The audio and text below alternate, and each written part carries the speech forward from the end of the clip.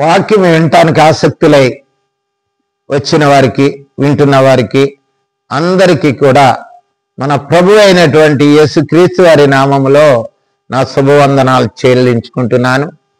చిన్న ప్రార్థన చేసుకుని వాక్య ధ్యానంలోకి వెళ్దాం. ప్రేమ నమ్మకము కలిగిన మా పరలోకపు తండ్రి, మమ్మల్ని ప్రేమించి మరొకసారి ఆయన నీ కృపలో మమ్మల్ని భద్రపరిచి నీ వాక్యపు ఎదులకు మమ్మల్ని తెచ్చినందుకు వందనాలు. నీ వాక్యము వింటున్న మేము నాయన వినే చెవులు, గ్రహించుకునే హృదయాన్ని మాకు ఇచ్చి ఆ వాక్యము విని మర్చిపోకుండా మా హృదయంలో దాచుకుని వాటి ప్రకారం జీవించే ధన్యత మా అందరికీ దయచేయండి. వాక్యపు వెలుగులో కొద్ది నిమిషాలు నడిపించండి. నీ పరిశుద్ధాత్మ ద్వారా ముద్రించండి. యేసుక్రీస్తు వారి నామమును బట్టి వేడుకుంటున్నాము తండ్రి, ఆమేన్. గమనించండి, ఈ దినాన్ని మనము అంజూరపు చెట్టు గురించి నేర్చుకుందాం. అంజూరపు చెట్టు, దాన్ని ఇంగ్లీష్లో ఫిగ్ ట్రీ అంటారు. బైబిల్లో 3 చెట్లు చాలా ముఖ్యమైనవి: ద్రాక్ష చెట్టు, అంజూరపు చెట్టు, ఒలీవ చెట్టు. ఈ 3 కూడా మరి క్రైస్తవుల్ని, ఆనాడు ఇశ్రాయేలీల్ని, ఈనాడు క్రైస్తవులకి పోలికగా దేవుడు ఉపమానాలుగా మాట్లాడాడు. ఎందుకంటే మరి అంజూరపు చెట్టు మొట్టమొదటి మనం నేర్చుకున్నట్లయితే అంజూరపు చెట్టు యొక్క లక్షణాలు, ఆ చెట్టు యొక్క మరి స్థితి, ఆ యొక్క చరిత్ర గురించి నేర్చుకున్నట్లయితే ఈ చెట్లు ఎక్కువగా ఐరోపా, ఈజిప్ట్ దేశంలో పెరుగుతాయి. ఇవి 3 రకాలు ఉంటాయి. తెల్లగా మంచి శ్రేష్టముగా పండే కాయలు, మరి పెద్దగా ఉండేవి. మరి 3 సంవత్సరాలకు ఒక్కసారి కాస్తుంది. అది మొదటి సంవత్సరం పిందులేస్తుంది, 2వ సంవత్సరం కాయగా మారుతుంది, 3వ సంవత్సరం పెద్దగా పండ్లుగా మారుతుంది. ఇది శ్రేష్టమైనటువంటి 3 సంవత్సరాలకు ఒకటి వచ్చేది. ఇది శ్రేష్టమైనటువంటి అంజూరపు పండు. మరి రెండవది ఏమిటంటే 2 సంవత్సరాలకు ఒకసారి వస్తుంది. మొదటి సంవత్సరం పిందులు దిగుతుంది, 2వ సంవత్సరం పండ్లు కోతకు వస్తుంది. 3వది ఏంటంటే కాలాన్ని బట్టి కాస్తుంది. అది కాలాన్ని బట్టి అది పంటనిస్తుంది. అది ఎక్కువగా వసంత కాలంలో, అంటే మరి మీషాను నెల అంటారు వాళ్ళ కాలంలో. మరి ఇక్కడైతే మరి మార్చి, ఏప్రిల్ నెలలో కాస్తాయి. ఇవి మరి 3 రకాల అంజూరపు కాయలు మరి మోస్తూ ఉంటాయి. ఇది చెట్టు 15 అడుగుల హైట్ పెరుగుతుంది. మరి ఒక 25 అడుగులు వ్యాపించి ఎరుగుతుంది. ఇది ఆహారం కొరకు, నీడ కొరకు వీళ్ళ దగ్గర కూడా ఐరోపా దేశంలో పెంచుకుని దాని కింద విందులు చేసుకుని ఆ నీడన జీవించడం, పండుకోవడం అట్లా చేసేవారు ఐరోపా ఖండంలో. కనుక ఇది వసంత కాలంలో ఎక్కువగా పూయటానికి అది ఒక సూచనగా ఉంది. వసంతకాలం యేసుప్రభు వారు చెప్పారు మత్తయి సువార్త 24:32 అంజూరపు చెట్టును చూసి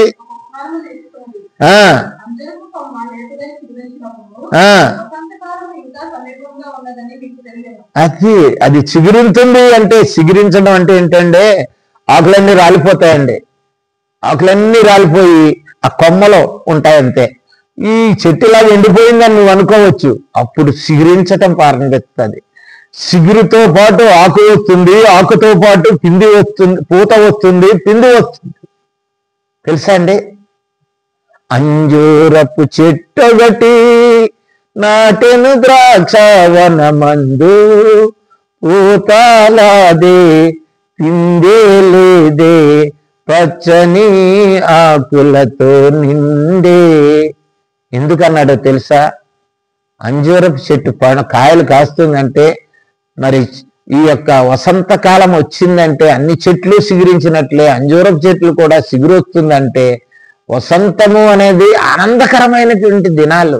వసంతం అనేది సిగురించి దినాలు. వసంతకాలం అనేది అభివృద్ధి చెందే దినాలు. వసంతకాలం అనేది ఒక అభివృద్ధికి సూచన. అది తెలుసుకోండి. అంజూరపు చెట్టు పూస్తుంది అనంటే మీకు కాలము సమీపిస్తుంది, మీకు ఒక గొప్ప కార్యాలు చేయటానికని మరి యేసు ప్రభు వారు సూచనగా అక్కడ చెప్తున్నాడు. అందుకే యెషయా గ్రంథంలో 28:4 అంటాడు చూడండి.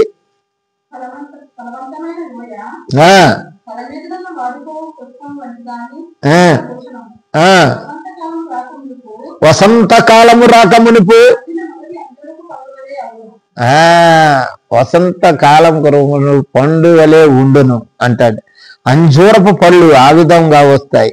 కనుక ఆనాడు ఇశ్రాయేలీలకు సూచనగా మరి ఇర్మియా ప్రవక్త అనేక సార్లు చెప్పాడు, 2 గంపల మరి అంజూరపు చెట్లు నేను చూశాను. ఆ 2 అంజూరపు గంపలు, ఆ 2 గంపల్లో 2 విధాలుగా ఉన్నాయి. ఆ 2 విధాల గంపల్లో ఇర్మియా నువ్వు చూస్తున్నావు, నీకేం కనబడుతుంది? ఆ అంజూరపు పండ్ల గంపలు కనబడుతున్నాయా? అవి ఏ రీతిలో ఉన్నాయి? నాకు 2 గంపలు కనబడుతున్నాయి. ఒక గంపలో ఉన్నాయి ఇలాగున్నాయి, ఒక గంపలో ఉన్నాయి ఇలాగున్నాయి. ఈ గంపల పరిస్థితి ఏంటి? ఈ గంపలో ఉన్నటువంటి పండ్ల పరిస్థితి ఏంటి అని ఇర్మియాకు అడుగుతున్నాడు దేవుడు. ఇర్మియాకు అడుగుతున్నాడు. ఇర్మియా గ్రంథము 24వ అధ్యాయం 1 నుంచి 8 వరకు చూసినట్లయితే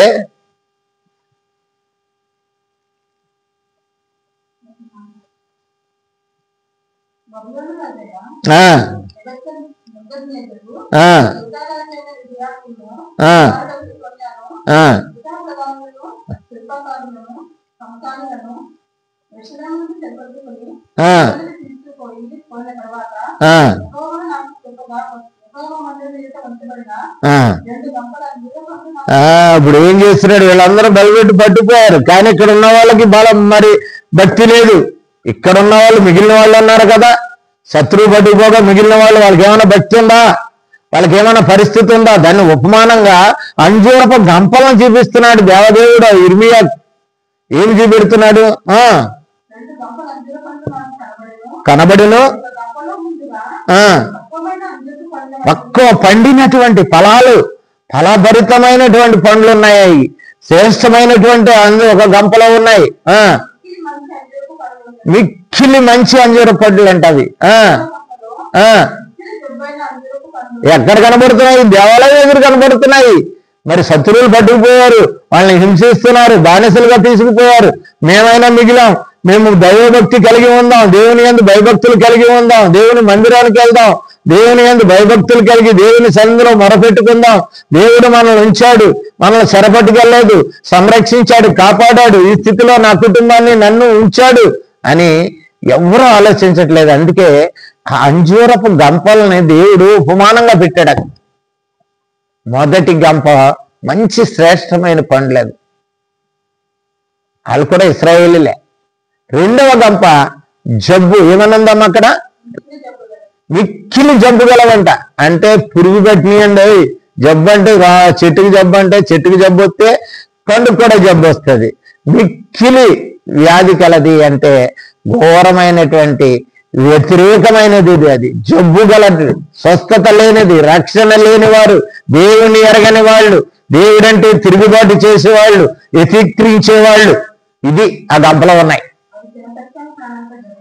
అది తినడానికి కూడా సఖ్యంగానే జబ్బు అట. అవి పురుగులు పట్టేసి ఉంటాయి. పాప పురుగులు చాలా మందిలో ఉంటుందండి.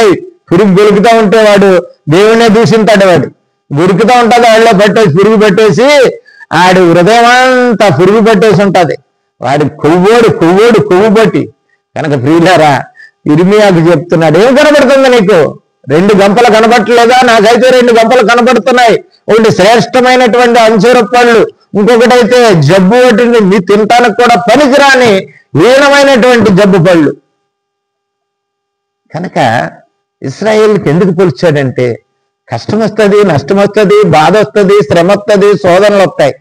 శోధనలు వచ్చిన తర్వాత మనము ఎదుటివాడిని చూసైనా, జరుగుతున్న వాటిని చూసైనా బుద్ధి తెచ్చుకుని దేవుని దగ్గరికి వెళ్ళి, దేవుని సన్నిధికి వెళ్ళి మరి విన్నవించుకొని దేవుని మీద నమ్మకంతో విశ్వాసంతో బతకని వాళ్ళు మరి ఈ జబ్బు పళ్ళతో సమానము, జబ్బు అంజూరపు గంపలతో సమానం.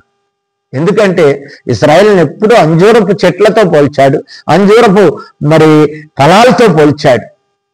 ఈ రాజున క్రైస్తవులు కూడా అదే విధంగా దేవుడు చూస్తున్నాడు, అదే విధంగా దేవుడు ఆశించాడు.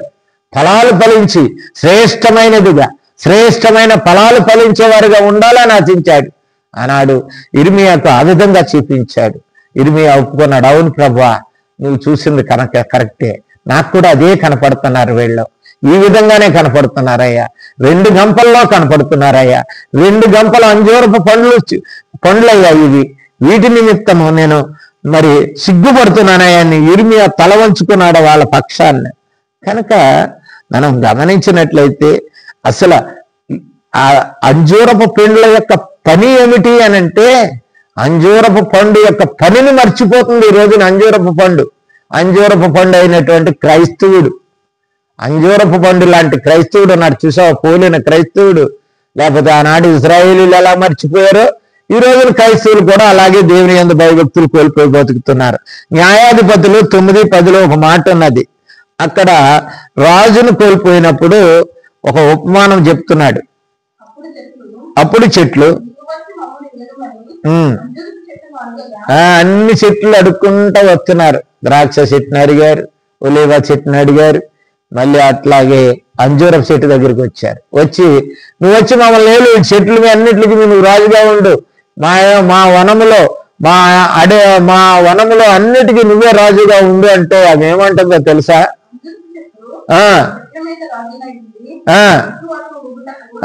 నేను అటు ఇటు తిరిగి రాజునై తిరగటానికి నన్ను దేవుడు ఇక్కడ ఏర్పాటు చేసింది.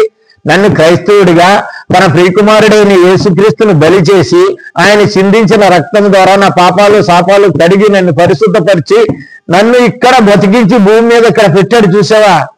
మిమ్మల్ని ఏల్టానిక, మీ మీద అధిమాయిషి చేయటానిక, మిమ్మల్ని అధికారం ఉండటానిక, పదవుల కోసం పరిగెడుతున్నారు సేవకులు కూడా. పదవి లేకపోతే బ్రతకట్లేదు ఈ రోజున ప్రభు సేవకుడు. పదవి ఎందుకండి? పని చేయి, పని ముఖ్యం, పదవి ముఖ్యం కాదు. కనుక అదే ఇక్కడ అంజూరపు చెట్టు చెబుతుంది ఆ మాటనే. నేను అటు ఇటు ఊగుతూ ఉంటానా? నా మాధుర్యమున చూసావా, నాలో దేవుడు చేసినటువంటి పరిశుద్ధ రక్తము ద్వారా చేయబడిన మాధుర్యము, ఆ మాధుర్యమును మంచి ఫలములను అది ఇవ్వాలి. అది నేర్చుకో నువ్వు. ఏదో సూటు బూటు లేకపోతే గొప్పతనము, ఎన్నికలు, మన్ననలో ఇవి మంచివి కాదవి. అవి అంజూరపు చెట్టుకు తగవవి. నువ్వు అంజూరపు చెట్టు అయితే నీకు తగవవి. నువ్వు ఎంత మాత్రము యోగ్యత లేదు దానికి. నీకు యోగ్యత లేదు. ఆ విధంగా దేవుని దగ్గర యోగ్యత లేదు నీకు. నువ్వు గమనించాలి. నువ్వు అంజూరపు చెట్టు అయితే మాధుర్యాన్ని పంచాలి. క్రీస్తు నీ మీద చూపిన మాధుర్యమైన ప్రేమ ఉన్నది చూసావా? క్రీస్తు నీ కొరకు చేసినటువంటి ఆ ప్రేమ స్వరూపి చూపిన ప్రేమను ఇతరుల మీద చూపు. ఆ మాధుర్యాన్ని అందించే ఇతరులకి, ఆ తెలియని వాళ్ళకి బయలుపరచు మాధుర్యాన్ని. అది నువ్వు చేయవలసింది. అంతేగాని ఒక పదవి పట్టుకుని అక్కడికెక్కడ పరిగెట్టి తొరిగితే మాత్రం ఏమీ కాదు. అసలు అంజూరపు పండుగే నువ్వు కాదు. దేవుడు నిన్ను అంజూరపు పండుగ నిన్ను ఏర్పాటు చేసింది నువ్వు అధికారి అవుతావని కాదు, ఒక పదవి పొందుతావని కాదు కదా. దానిలో మనం గమనించాలి. మాధుర్యాన్ని అందుకోకుండా మాధుర్యాన్ని ఇవ్వటానికే దేవుడు నిన్ను అంజూరపు పండుగ, ఒక క్రైస్తవుడిగా, క్రీస్తును కలిగిన వాడిగా, క్రీస్తు రక్తములో కడిగిన వాడిగా నిన్ను చేశాడు. అది గమనించాలి. 2వ రాజుల గ్రంథంలో ఒక మంచి మాట ఉంది. 20వ అధ్యాయం 7వ వచనంలో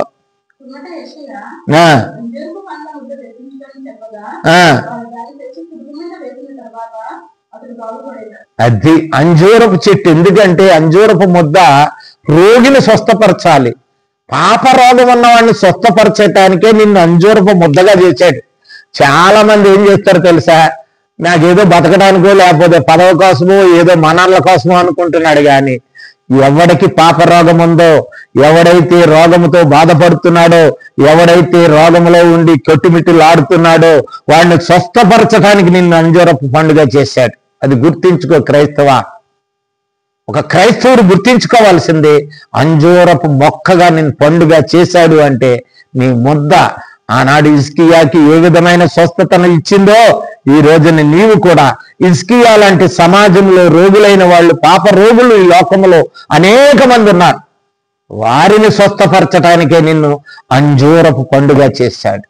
నీ ముద్ద వాడిలో ఉన్న బలహీనతను, వాడిలో ఉన్న రోగాన్ని, వాడిలో ఉన్న పాపాన్ని, వాడిలో ఉన్న బలహీనతను, వాడిలో ఉన్నటువంటి మరి దేవుని ఎరగని స్థితిని ఆ తిరుగుబాటు తరాన్ని, నిర్లక్ష్యతనాన్ని తీసివేసి వాడు స్వస్థత అనే రక్షణ దయచేసి ప్రభు అయిన యేసుక్రీస్తుని విశ్వసించి నిత్యత్వం పొందే అంత వరకు ఆ ముద్ద ఆ రోగి మీద పని చేయాలి. హిజ్కియా స్వస్థపరిచినటువంటి అంజూరపు ముద్ద అది. మరి నువ్వేంటి పనికిరాని పేడ ముద్ద? పేడ కూడా వైద్యానికే వస్తుంది. దానికంటే హీనమైన వాడు, దానికంటే హీనమైనటువంటి స్థితి నీది. నిన్ను ఒక అంజూరపు ముద్దగా చేశాడు. గమనించి ప్రియ సహోదరి సహోదరుడా, దేవుని వాక్యం వింటున్న నీవు ప్రభు అయిన యేసుక్రీస్తు నిన్ను ఒక అంజూరపు ముద్దగా చేశాడు అని అంటే నీ మీద ఎన్ని ఆశలు పెట్టుకుని ఆయన నిన్ను ఒక అంజూరపు ముద్దగా చేశాడు. దాన్ని నువ్వు కోల్పోతున్నావేమో, నీ ధన్యతను నువ్వు కోల్పోతున్నావేమో, దరిద్రుడిగా అయిపోతున్నావేమో. అది నీ దరిద్రహీనతకు కారణం ఏమిటో తెలుసా? నీ పని నువ్వు చేయకపోవటమే, ఇతరులకు స్వస్థత ఇవ్వకపోవటమే, ఇతరులకు రక్షణ ఇవ్వకపోవటమే, ఇతరులకు పట్ల నువ్వు మేలు చేయకపోవటమే. గమనించుకుందాం. యేసు ప్రభు వారు మత్తయి లోకాసు వార్త 13వ అధ్యాయము 6వ వచనం నుంచి 9వ వచనం వరకు ఒక మంచి ఉపమానాన్ని చెప్పాడు.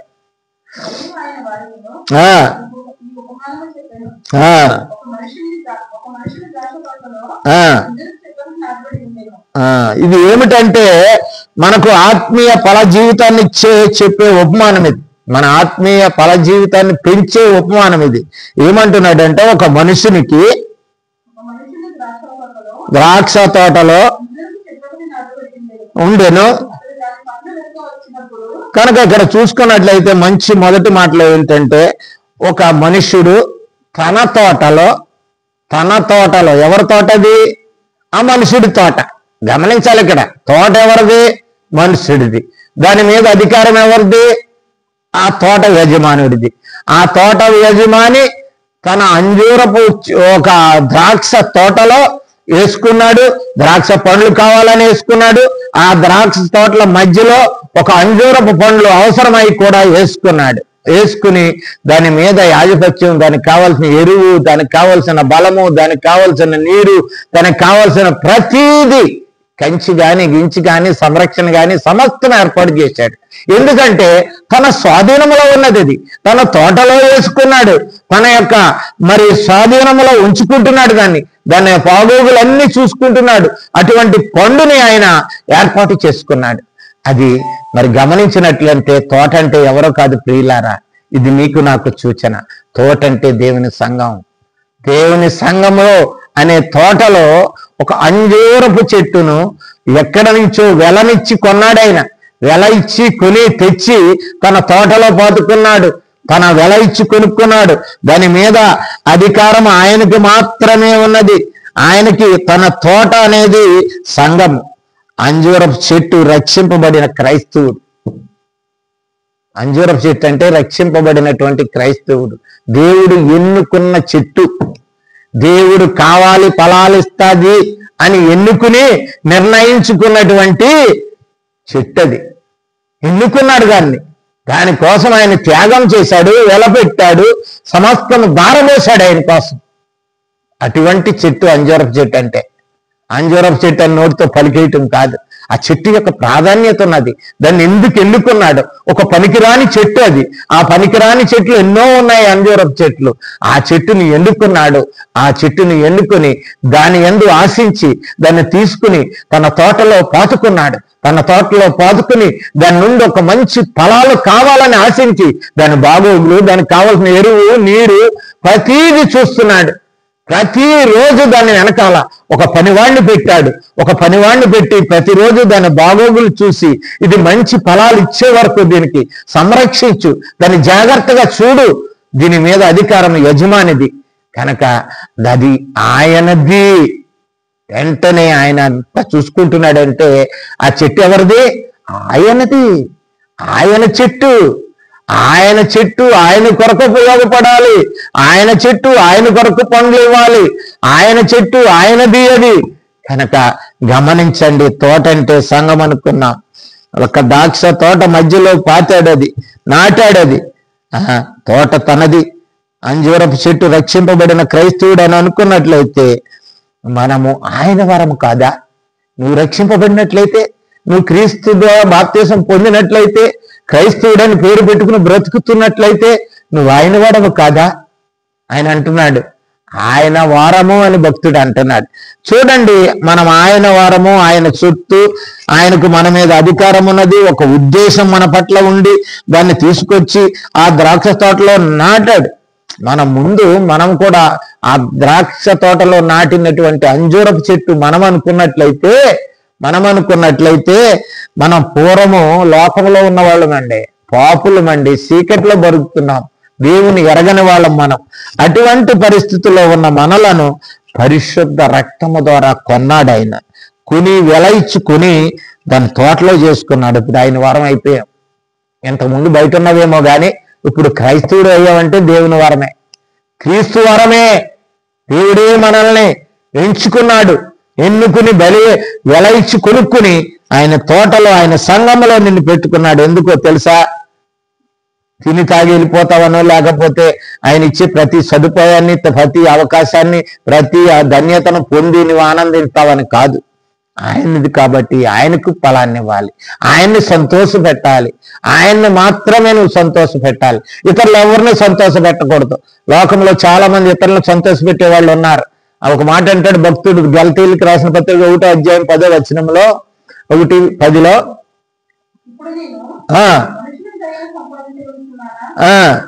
దేవుని దయను సంపాదించబడి చూర్నానా,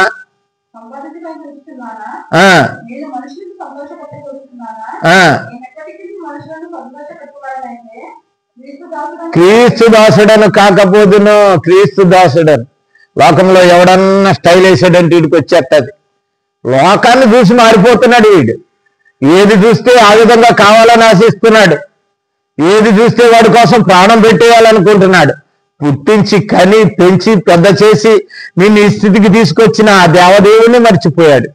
ఆ దేవదేవుడి విషయం మర్చిపోయి ఈ లోకంలో పనికిమాలోళ్ళు అందరూ రూపాలు ధరించుకుని, అందరూ ఆ యొక్క స్టైలు, వాళ్ళ యొక్క మాదిరిని ధరించుకుని జీవిస్తున్నటువంటి వాళ్ళు ఉన్నారు ఈ రోజుల్లో. యవన స్త్రీలు, యవన బిడ్డలు, యవన పిల్లలు కూడా అదే విధంగా అయిపోయినారు. సమాజం కూడా సమాజాన్ని గురించి మారుతుంది. కానీ మరి ఆ సమాధానకర్త అయిన దేవుడు నిన్ను తన ఎన్నుకొని నీలోనికి పెట్టుకుని తన తోటలో నాటుకున్నాడు. నన్ను తన కుమారుడైన క్రీస్తును బలి చేసి ఆయన చిందించిన రక్తం ద్వారా నన్ను ఈ విధంగా చేశాడు అనే ఆలోచన లేకుండా ఈ రోజున ప్రతి వాళ్ళు ఎవడేది చెప్తే దాని విధంగా మారిపోవటమే. ఆడు ఏ డ్యాన్స్ వేసేవాడైనా, ఏ సినిమా తీసే యాక్టర్ అయినా, ఏ పాటలు పాడేవాళ్ళైనా, లేకపోతే ఇంకోటి లోకంలో వస్తున్నటువంటి నాగరికత పేరుతో నాశనం అయిపోతున్నాడు. కానీ మరి నిన్నెన్నుకుని రక్షించి విమోచించి తన తోటలో నాటుకున్నటువంటి యేసు ప్రభు యొక్క మాటను ఒక్కసారైనా గమనించావా? ఒక్కసారైనా విన్నావా? దాని పట్ల ఏమైనా నీకు అవగాహన ఉన్నదా? మొదటిది ఆయన వరం, ఆయన సొత్తు, ఆయన అధికారం, ఆయన ఉద్దేశం కొరకే ఆయన నిన్ను, లోకములో ఉన్న నిన్ను, పాపులుగా ఉన్న నిన్ను పరిశుద్ధ రక్తం దా కొన్నాడు వెల ఇచ్చి. ఆయన వారమని గుర్తిరగాల. మొట్టమొదటిగా మేము క్రీస్తు వారము, మేము క్రైస్తవులము, మేము దేవుని బిడ్డలము, అన్యులంటి వాళ్ళము కాదు, పాపులము కాదు, లోకములో ఉన్న ప్రజల వంటి వాళ్ళము కాదు. మేము దేవుని నమ్ముకుని పరిశుద్ధ జనాంగము, ఆయన ఇష్టము, ఆయన వారము, ఆయన పనికి మేము ఉపయోగపడతాం, ఆయన ఉద్దేశాలు మేము ఉంటాం, ఆయన లాగా మేము జీవిస్తాం అనుకోవాలి. అది క్రైస్తవ్యం. మొట్టమొదట అంజూర పండు నుంచి నేర్చుకోవాల్సింది. 100వ కీర్తన 3వ వచనంలో ఒక మాట ఉంది, యెహోవాయే దేవుడని తెలుసుకునుడి, ఆయనే మనల్ని పుట్టించను, మనము ఆయన వారము అని నువ్వు గుర్తెరగనంత కాలం అంజూర పండు కాదు. నువ్వు ఆయన వారం. మనం ఆయన నాటాడు అక్కడ, ఆయన కోసం మంచి ఫలాలు ఇవ్వాలి. ఆయన తెచ్చుకుని నాటుకున్నాడు అక్కడ, తన తోట మధ్యలో నాటుకున్నాడు. దానికోసం ఒక పనివాడిని పెట్టాడు. పనివాడిని పెట్టి రోజు దానికి పాదు చేసి నీళ్లు పెట్టడానికి, ఎరువేయటానికి, అన్నిత్యము అది ఫలించే అంతకు ప్రయాసపడే ఒక పనివాడిని పెట్టుకున్నాడు ఆయన.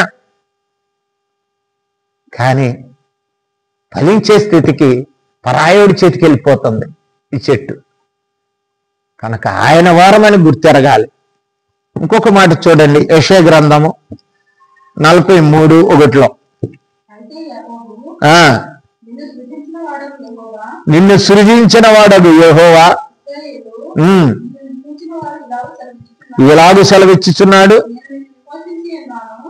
నేను విమోచించి ఉన్నాను, భయపడకము.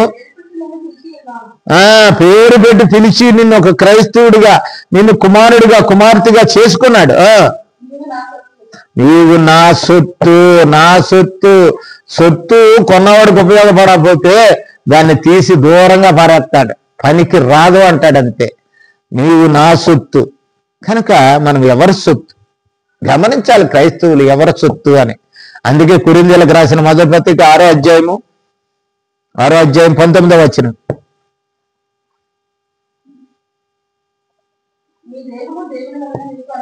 మీ దేహము దేవుని వల్ల మీకు అనుగ్రహింపబడి మీలో ఉన్న పరిశుద్ధాత్మకు ఆలయమై ఉన్నదని మీరు ఎరుగరా? మీరు మీ సొత్తు కాదు, విలువ పెట్టి కొనబడి, విలువైనటువంటి ప్రభు అయినటువంటి విలువైన రక్తంతో కొనబడిన వారు గనుక మీ దేహముతో దేవునికి ఫలాలు ఫలించండి. మీ చెట్టు అనే దేహముతో, మీ శరీరముతో దేవునికి ఫలాలుగా మీరు మార్పు చెందండి అంటున్నాడు. ఫలాలు ఇవ్వాలి మనం దేవునికి, ఆయన్ని మహింపరచాలి. 1 పేతురు పత్రిక 2వ అధ్యాయం 9వ వచనంలో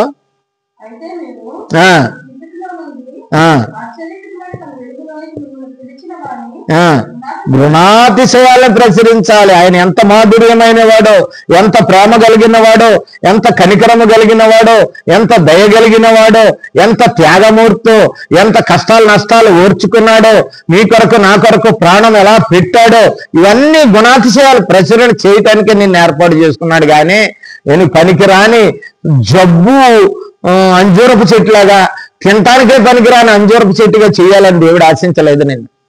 ఈ లోకం అలాగ అనుకుంటుంది, క్రైస్తవ లోకం అలాగ అనుకుంటుందండి. ఈ రోజుని ఏదో బతుకుతున్న దేవుడు నా మీద కృప చూపాడండి. ఎంతకాలం కృప చూపుతాడు? కృప చూపిన దేవుడు కాఠిన్యపరుచుకుని మరి కోపించి శాపించే దినాలు రాకముందే నువ్వు ప్రియ సహోదరుడా ఒకసారి తెలుసుకో నువ్వు దేవుడు నిన్ను ఎందుకు ఏర్పాటు చేశాడు. మొదటిది ఆయన వరము, రెండవది ఫలములు ఆయన కోసం పండాలి, ఆయన కోసం కదండి, ఆయన కోసం చేయాలి. మత్తయి సువార్త ఒకవేళ ఆయన కోసం పండ్లు పండలేదనుకో, అది ఎలాగో ఇంకొకరి కోసమో ఎవరికో ఉపయోగపడేలాగా జీవితాన్ని నువ్వు వెళ్ళబుచ్చుకుంటున్నావు అనుకో. కానీ మత్తయి సువార్తలో 3వ అధ్యాయం 10వ వచనంలో ఏమంటాడంటే, ఎటువంటి ఫలాలు 7వ వచనంలో ఎటువంటి ఫలాలు ఉండాలి అంటున్నాడంటే,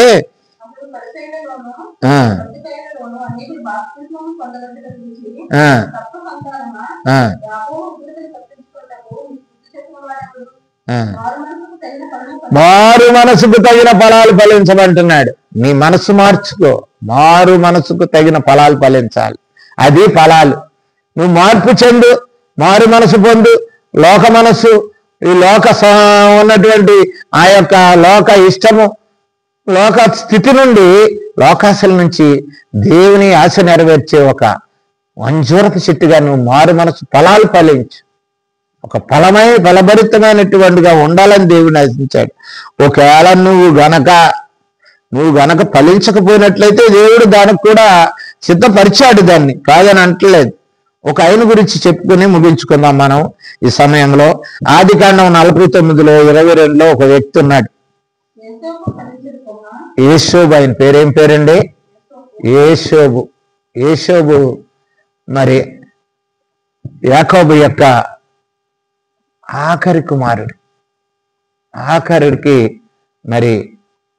ఆఖరి కుమారుడు అంటే మరి వాళ్ళ తమ్ముడు కంటే ముందువాడు యేసోపు చాలా బాల్యం నుండి భక్తి కలిగినవాడు.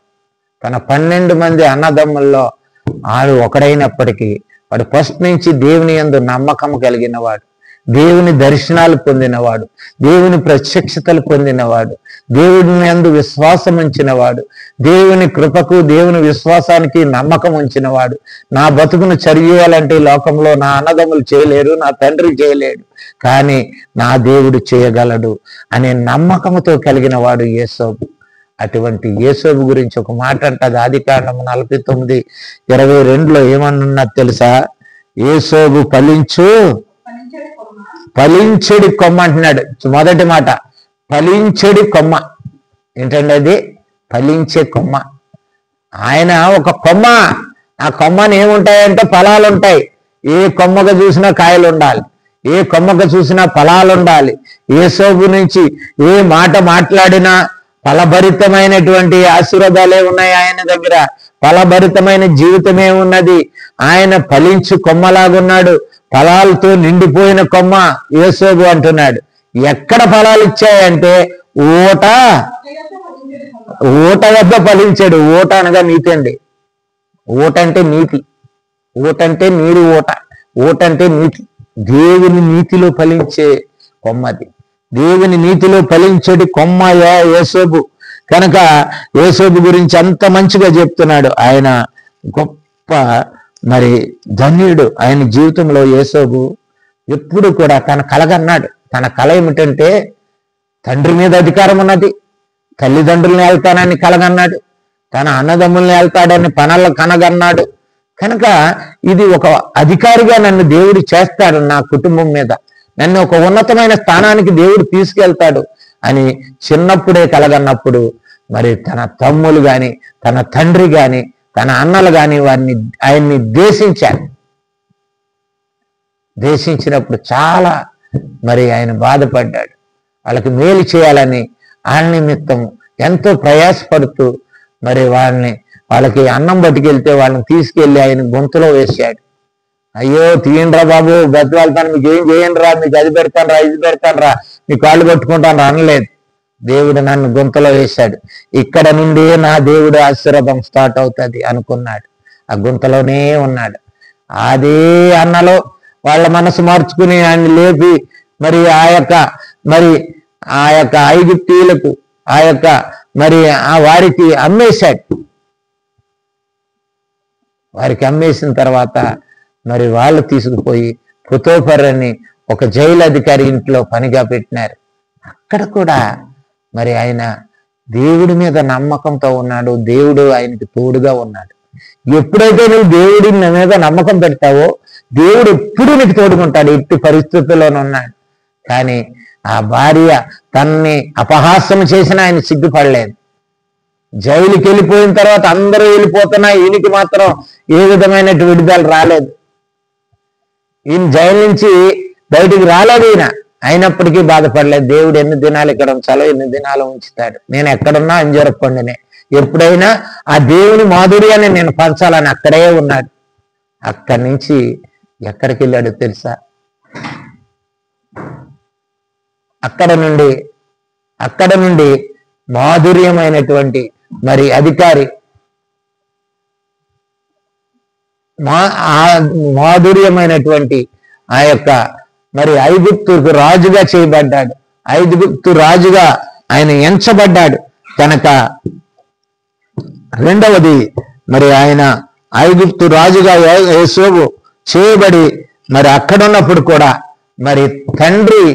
తండ్రిని తనను మోసం చేసిన అన్నదమ్ముల్ని ప్రేమను కోల్పోలేదు. వాళ్ళని చూడటానికి వాళ్ళ మీద నన్ను ఇంత హింస పెట్టారు, ఇంత గోతులో వేశారు, ఒకడికి అమ్మేశారు, నన్ను హింసలు చేసినారు అని అనుకోలేదు. ఫలించెడు కొమ్మ అంటే ప్రేమను చూపాడు. ఎంతో ఆప్యాయతగా వాళ్ళకి ఆదరణ ఇచ్చాడు. వాళ్ళకి ఆహారం లేనప్పుడు ఆహారాన్ని పంచాడు. అది ఫలించే కొమ్మ. యోసేపు ఫలించే కొమ్మ అనే మాట ఆయనకి దేవుని నీతిలో ఫలించాడు గనక దేవుని నీతి. అందుకే దేవుడు యేసుప్రభు వారు అన్నాడు, మొదట నా నీతిని నా రాజ్యం వెతుకుడి, తర్వాత నీకేమి కావాలనో పరలోక తండ్రికి తెలియను అని 6వ అధ్యాయం మత్తయి సువార్త 31వ వచనంలో ఉన్నది. కనుక మొదట నీతిని ఎరిగాడు యేసేపు.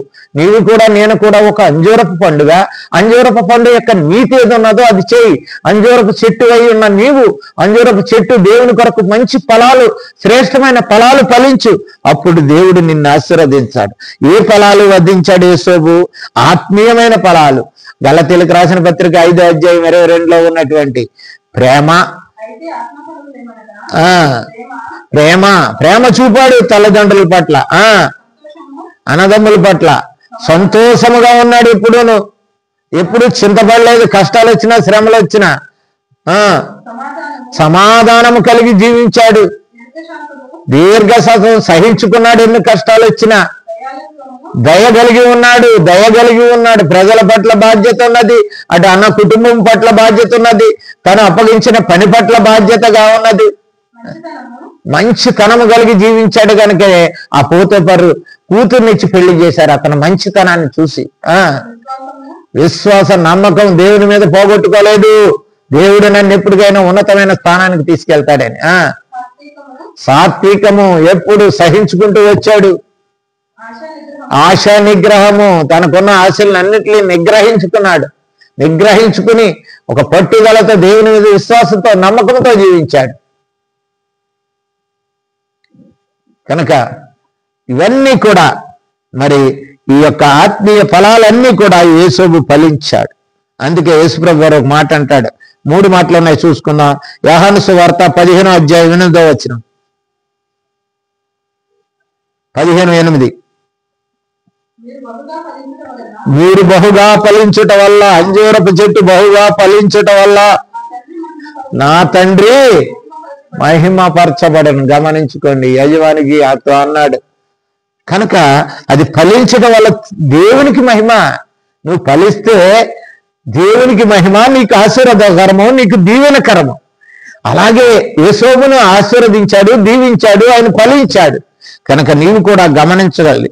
ఫలించకపోతే ఏం చేస్తాడా అంటే మత్తయి సువార్త 3:10 మరి చెట్ల ఏరు వద్ద గొడ్డలు ఉంచబడుతుంది, పనికిరాను నరికేస్తాడు, అగ్నిలో వేసి కాల్చబడతాడు. మనం ఎలా ఫలించాలి? ఫలించాలంటే ఏం చేయాలి? కీర్తనకారుడు ఒక మంచి మాట అన్నాడు. 1వ అధ్యాయం 3వ వచనంలో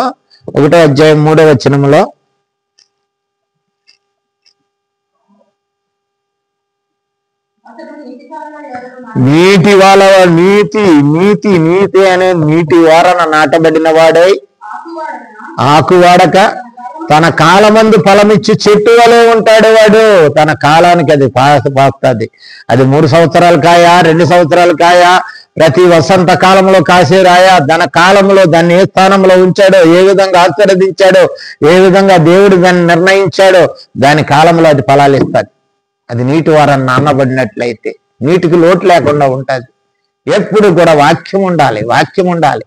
వారాత్రములు ధ్యానిస్తే వాక్యంలో తప్పకుండా ఫలిస్తాడు, ఆత్మీయ ఫలాలు పొందుతాడు. అందుకే యేసు ప్రభు వారు చెప్పారు ఒక మాట. యోహాను సువార్త 15వ అధ్యాయం 5వ వచనంలో ద్రాక్షవల్లిని నేను, తీగలు మీరు. ద్రాక్షవల్లిని నేను, నా యందు అంటకట్టబడి, ఈ వల్లిలో అంటకట్టబడి మీరు ఉన్నట్లయితే, మీరు తీగలు అయినట్లయితే నాలో అంటకట్టబడండి.